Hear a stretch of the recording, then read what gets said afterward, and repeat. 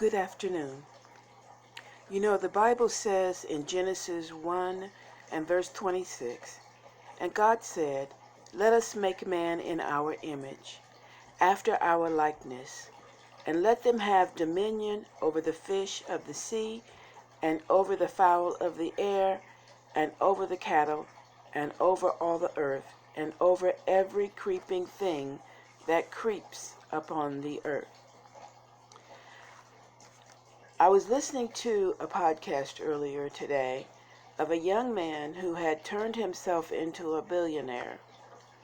After sleeping in his car for a little over 2 months, being in jail, I can't remember how many times, but enough to where he could not find work, had been turned down for I believe it was over 155 jobs because of his felony record. In his car, he changed his mind. In his car, he decided that he was in control of his future. And with his words, he turned his life around. And now he's on a crusade to do the same thing for 1 billion other people. I thought that was commendable.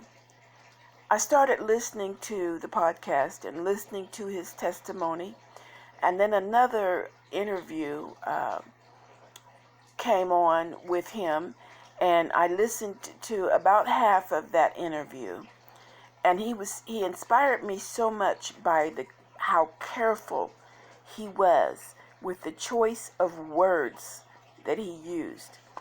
And it kept coming back to me as he spoke. I kept hearing Genesis chapter 1 and verse 26, where God said, "And let us make man in our image, in our likeness, and let him have dominion over the fish and the fowl," etc. And I got to thinking about it, and I said, you know what? God said that he made us in his image. And anything that God says is. God doesn't doubt what he says. He says it, and it just is. Whether we believe it or not, it just is.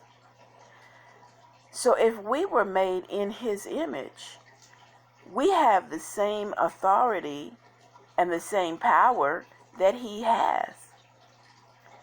The problem is, and this young man pointed this out quite clearly too, the problem is that most of us speak things into existence, whether intentional or unintentional, but the majority of the time what we speak is negative. So we get a lot of negative happening around us, happening to us, and even happening through us, but it all stems from us. Now, hear me out. If we are very careful with our words, the words that we think as well as the words that we speak, we have the power to change the things that are happening to us and through us in this life. I have done this myself in the past and somehow got away from it. I don't know why.